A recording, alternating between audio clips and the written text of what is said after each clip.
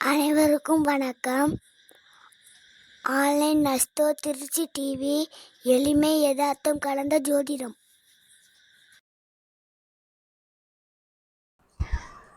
வணக்கம் நண்பர்களே, நான் உங்கள் ஜோதிடர் ரவிச்சந்திரன், திருச்சி மேட்டுப்பாளையத்திலிருந்து தினசரி பயனுள்ள ஒரு வீடியோக்களை உங்கள் முன்னாடி ஷேர் பண்ணிகிட்ருக்கேன்.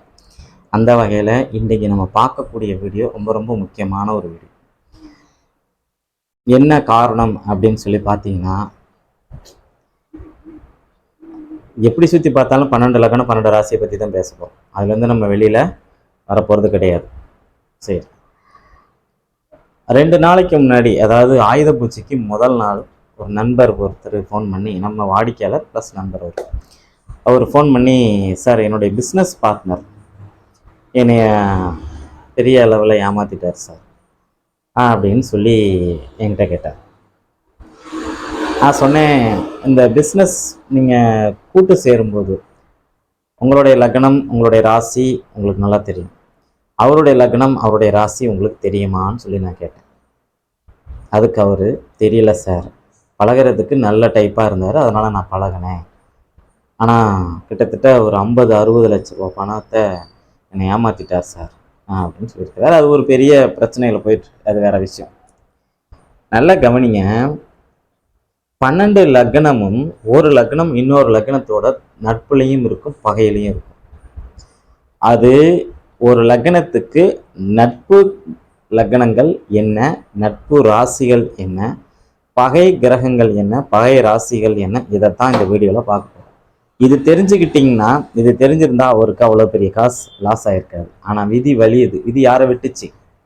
நீங்கள் எவ்வளோதான் நீங்கள் கண்ணு குத்தா பார்த்தாலுமே கூட நமக்கு ஒரு திசையோ புத்தியோ நமக்கு போட்டு ஒரு படுத்தி எடுக்கணும் அப்படின்னா கண்டிப்பாக படுத்தி எடுத்துரும். நீங்கள் ஜோதிடராக இருந்தாலும் உங்களை போட்டு ஒரு வழி பண்ணிவிட்டோம். சரிங்களா? அப்படிப்பட்ட சிவபெருமானே 7.5 சனிக்கு பயந்துக்கிட்டு ஒரு சாக்கடைக்குள்ளார போய் ஒளிஞ்சு இருந்ததை நம்ம கேள்விப்பட்டிருப்போம், படிச்சிருப்போம், பார்த்துருப்போம், படத்தில் பார்த்துருப்போம். சரிங்களா? சரி, வாங்க இப்போ 12 லக்னத்துக்கும் எந்த லக்னம் நட்பு, எந்த லக்னம் நட்பு அல்ல, பகையை மட்டும் பார்த்துருவோம். சரி, வழக்கம் போல் ஃபஸ்ட்டு எங்கேருந்து ஆரம்பிக்கலாம் அப்படின்னு பார்த்தீங்கன்னா, ஃபஸ்ட்டு 4 உபய லக்னங்களுக்கு சொல்லிடலாம். சரிங்களா? சரி, ஃபஸ்ட்டு மிதுன லக்னம் எடுக்கலாம். இந்த மிதுன லக்னத்துக்கு கன்னி லக்னத்துக்கும் சேர்த்தே சொல்லிடுறேன், நல்லா கவனிங்க. மிதுன லக்னத்துக்கும் கன்னி லக்னத்துக்கும் லக்னாதிபதி புதன். இந்த புதனுக்கு பகையான முதல் கிரகம் வந்து பார்த்தீங்கன்னா, நல்லா தெரிஞ்சுக்கோங்க, சந்திரன் தான். இந்த மிதுன லக்னத்துக்கும் மிதுன ராசிக்கும் கன்னி லக்னத்துக்கும் கன்னி ராசிக்கும் கடக லக்னம் கடக ராசி பகைதான். எப்படி வேணுமாலும் பழகி பாருங்க, உங்களுடைய நட்பு வட்டாரத்தில் எடுத்து பாருங்க. இந்த அமைப்பில் இருக்கிறவங்க, மிதுன ராசி மிதுன லக்னமும் கன்னி ராசி கன்னி லக்னமும் இருக்கிறவங்க கடக லக்னம் கடகராசியோட பழகி பாருங்க, அவங்களுடைய சுயரூபம் உங்களுக்கு தெரியும். இந்த லக்ன ராசிக்கு அந்த லக்ன ராசி ஒத்தே போகாது. ஓகேங்களா? அதே மாதிரி பார்த்தீங்கன்னா, சிம்ம லக்னம் வந்து இந்த புதனுடைய 2 வீடான மிதுனம் கன்னிக்கு வந்து பார்த்தீங்கன்னா, சிம்மம் வந்து பார்த்தீங்கன்னா நட்பும் அல்ல பகையும் அல்ல. இவங்களால அவங்களுக்கு நல்லதும் கிடையாது, கெட்டதும் கிடையாது அப்படிங்கிற ஒரு கான்செப்டில் இருக்கும். ஓகேங்களா? சரி, அதன் பிறகு பார்த்தீங்கன்னா தனுசு லக்னத்தையும் மீன லக்னத்தையும், சரி, இந்த 2 லக்னத்துக்குமே நட்பு லக்னம் வந்து என்னன்னு சொல்லி பார்த்தீங்கன்னா, சுக்கரனுடைய 2 வீடுகளுமே நட்பு. மிதுனங்கன்னிக்கு வந்து சுக்கரனுடைய ரிஷப துலாம் நட்பு. சரிங்களா? அதே மாதிரி பார்த்தீங்கன்னா மேசம் விருச்சிகம் வந்து பார்த்தீங்கன்னா, நல்ல கவனிங்க, சந்திரனுக்கு அடுத்த இடத்துல எதுவும் பகையாக தான் வரும். இந்த மிதுன லக்னம் மிதுன ராசிக்கு, கன்னி லக்னம் கன்னி ராசிக்கு, விருச்சிக லக்னம் விருச்சிக ராசி, மேச லக்னம் மேச ராசி பகைதான். தனுசு லக்னம் தனுசு ராசி, மீன லக்னம் மீன ராசி சமம். நல்லா புரிஞ்சுங்க, இந்த 2 லக்னமும் சமம். மகரமும் கும்பமும் பார்த்தீங்கன்னா, என்னை பொறுத்த வரைக்கும் என்னுடைய அனுபவத்தில் சொல்கிறேன், மகரமும் கும்பமும் பார்த்தீங்கன்னா ஒரு பெரிய தோஷத்தை ஏற்படுத்தாது. சரிங்களா? இந்த அமைப்பில் வச்சுங்க. இப்போ 2 லக்னத்தை பார்த்துட்டோமா? சரி, அடுத்த 2 லக்னத்துக்கு வரலாம். தனுசு லக்னத்துக்கும் மீன லக்னத்துக்கும், இந்த 2 லக்ன ராசிக்குமே பகையான வீடுகள், அதாவது மிதுனத்துக்கும் கன்னிக்கும் தனுசு மீனம் வந்து கேந்திராதிபதி தோஷம், அந்த ஆய்வுக்கெல்லாம் நான் வரவே கிடையாது. ஜென்ரலாக லக்னம் அவ்வளோதான். சரி, தனுசு லக்னத்துக்கும் மீன லக்னத்துக்கும் இந்த 2 லக்னத்துக்கும் அதிபதிக்கு குரு. குருவுக்கு வந்து ஆகவே ஆகாத கிரகம் அப்படின்னு சொல்லி பார்த்தீங்கன்னா, இங்கே ராகுக்கு இதெல்லாம் நான் எடுத்துகிட்டே வரல, இருக்கிற 12 கட்டத்தை வச்சு மட்டும்தான் இந்த பலன் இது. சரிங்களா?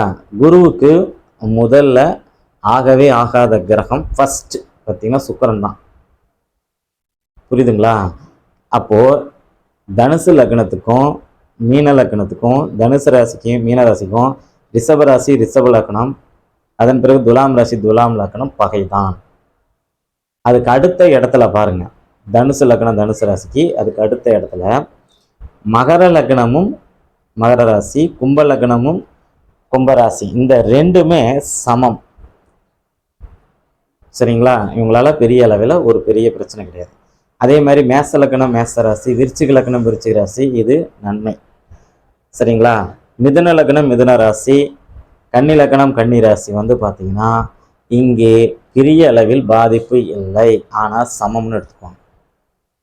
புரிஞ்சிச்சுங்களா? சரி, கடக லக்னம் கடக ராசி வந்து இந்த குருவுடைய 2 வீடுகளுக்கு வந்து பார்த்தீங்கன்னா தனுசு லக்னத்துக்கு 8வது வீடாக வந்தாலும் மீன லக்னத்துக்கு 5வது வீடாக வரதுனால அவங்களுக்குள்ளார ஒரு நல்ல அண்டர்ஸ்டாண்டிங் இருக்கிறனால பெயர் அளவுக்கு இவங்க நட்பு. நல்லா கவனிங்க, வார்த்தையை தெளிவாக பேசணும். குருவுக்கு சந்திரன் பெயரளவுக்கு தான் நட்பு, பெரிய அளவில் நட்பு இல்லை. அப்போ குருவுக்கு அதிக நட்பு இருக்கக்கூடிய கிரகம் செவ்வாயும் சூரியனும் தான். அப்போ மேசம் விருச்சிகம் சிம்மம் இந்த அமைப்புகள் நல்ல ஒரு அமைப்பை யோகங்களை தரும் அப்படின்னு சொல்லலாம். லக்னம் பார்த்துட்டோம். அடுத்து 4 சரலக்கணங்களுக்கு பார்த்துடலாம். ஃபஸ்ட்டு சரலக்கணம் மகரத்தை எடுத்துடலாம். நல்லா கவனிங்க, இப்படி வேண்டாம், ஜோடி ஜோடியாகவே எடுத்துக்கலாம், சரம் ஸ்திரம் உபயம் எடுக்க வேண்டாம். மகரத்துக்கும் கும்பத்துக்கும் எடுத்துக்கலாம், மகரத்துக்கும் கும்பத்துக்கும் எடுத்துக்கலாம். இதனுடைய அதிபதி வந்து பார்த்திங்கன்னா சனி. இந்த 2 லக்னத்துக்குமே அல்லது 2 ராசிக்குமே முதலில் பகையான மனிதர்கள் அப்படின்னு சொல்லி பார்த்தீங்கன்னா சூரியர் சந்திரர்களுடைய ராசியான கடக ராசி கடக லக்னம், சிம்ம ராசி சிம்ம லக்னம் தான்.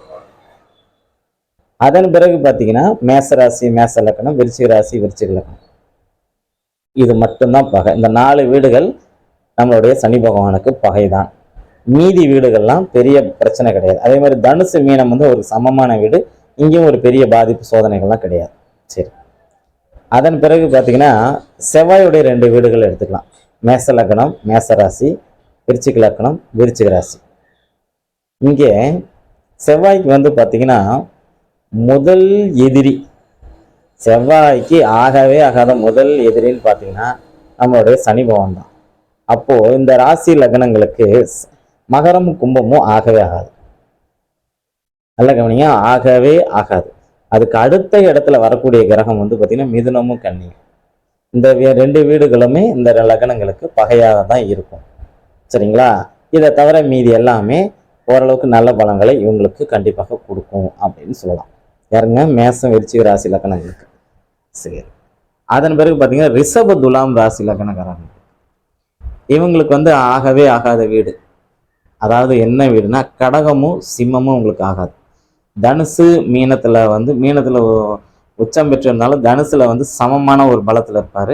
பெரிய அளவில் சோதனை கிடையாது தனுசு மீனம். ஆனால் கடகமும் சிம்மமும் ஆகவே ஆகாத வீடு. மேசம் விருச்சிகம் சமமான வீடு. மிதுனம் கன்னி இவங்களுக்கு நட்பு வீடு. இந்த லக்ன ராசிக்காரங்களால இவங்களுக்கு நல்ல ஆதாயம் இருக்கும். மகரம் கும்பமாலையும் உங்களுக்கு நல்ல ஆதாயம் இருக்கும் அப்படின்னு சொல்லலாம். சரி, அதன் பிறகு பார்த்தீங்க அப்படின்னா கடக லக்னத்துக்கு பார்க்கலாம்.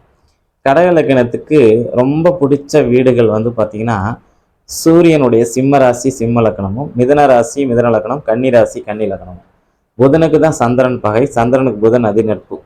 அப்படிங்கிற அமைப்பில் சந்திரனுக்கு வந்து இந்த 3 வீடுகளில் தான் அதிகமான ஆர்வம் இருக்கும். சரிங்களா? அதன் பிறகு பார்த்தீங்க அப்படின்னா ரிஷப துலாமில் ஆவரேஜான ஒரு பலன்கள் இருக்கும். தனுசு மீனத்தில் இருக்கும்போது நல்ல ஒரு பலனை தருவார். மேச விருச்சிகத்தில் இருக்கும் கூட ஒரு நல்ல பலனை தருவார். சந்திரனை பொறுத்த வரைக்கும் எந்த வீட்லையும் பகை இல்லாதனால அவர் ஆவரேஜான கிரகம். இந்த கடக லக்னத்துக்காரங்களை பாருங்களேன், எல்லா லக்னத்தையோடையும் நல்ல ஒன்றிய இணைஞ்சு போயிடுவாங்க. நல்லா கவனித்து பார்த்தீங்கன்னா தெரியும். அதுக்கப்புறம் பார்த்தீங்கன்னா சிம்ம லக்னம்.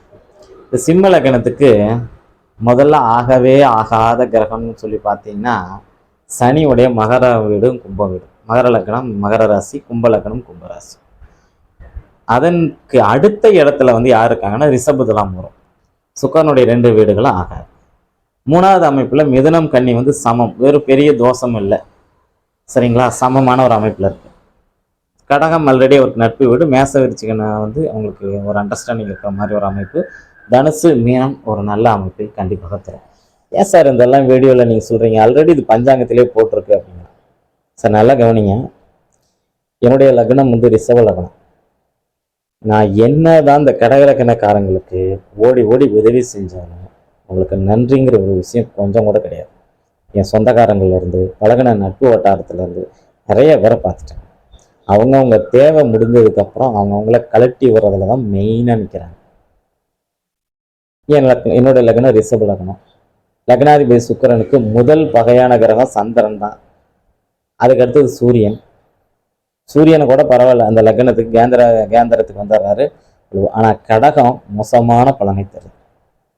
கடக லக்னம் கடகராசியோட நாமளும் சரி இந்த கடகராசி நல்லா இருக்கும், அந்த கடகராசி நல்லா இருக்கும், அவங்களுடைய குணத்தை மாற்றவே முடியல. நானும் மிகப்பெரிய ஜாம்பவான்ல இருந்து சாதாரண இடம் வரைக்கும் பார்த்துட்டேன், ஜோதிடத்துறையில கூட பார்த்துட்டேன். அதன் பிறகு பார்த்தீங்கன்னா இந்த ரிஷப துலாம் ராசிக்காரங்களுக்கு ஆப்போசிட்டா இருக்கக்கூடிய இன்னொரு அமைப்பு தனுசு ராசி தனுசு லக்னம், மீனராசி மீன லக்னம். இந்த ராசி லக்னங்களும் உங்களுக்கு பகையாக தான் இருக்குது. ஓகேங்களா, நான் என்னுடைய அனுபவத்தை தான் இந்த வீடியோவில் வந்து சொல்லியிருக்கேன். அதனால் உங்களுடைய லக்னம் எதுன்னு பாருங்கள். அதுக்கு திரிகோண லக்னங்கள் உங்களுக்கு நன்மையை தரும், சரிங்களா. எக்காரணம் மட்டும் உங்களுடைய பகை லக்னங்கள்காரங்களோடையோ பகை ராசிகளோடையோ நீங்கள் பழக்க வழக்கம் வச்சுக்கிட்டிங்கன்னா அதுக்கு தகுந்த மாதிரி நீங்கள் கலவர, அதாவது ஓடுற தண்ணியில் நழுவுற மீன் மாதிரி தான் நீங்கள் இருக்கணும். அப்படிங்கிறதுக்காக தான் இந்த வீடியோ பதிவை நம்ம வந்து போகிறோம். புதுசாக ஒரு நண்பர் உங்களோட பழகிறார், உடனே ராசியை கேளுங்க. என்ன ராசி சார்? உங்களுடைய லக்னம் ஃபார் எக்ஸாம்பிள் மகர லக்னம் மகர ராசி, பழகிறவன் விருச்சிக லக்னம் விருச்சிக ராசியாக இருந்தால் அப்போட கையை எடுத்து கும்பிட்டுட்டு போயிருங்க. என்னங்கிற மாதிரி நில்லுங்க. பிஸ்னஸ் சேர்ந்து பிஸ்னஸ் பண்ணுறது, 2 பேர் சேர்ந்து வண்டியில் போகிறது, சரிங்களா, அவங்க கூப்பிட்ற இடத்துக்கு நம்ம போகிறது, இந்த மாதிரி முக்கியமான சம்பவங்கள்லாம் தவிர்த்துருங்க. அப்படிங்கிறதுக்காக தான் இந்த வீடியோ பதிவு போகணும், சரிங்களா.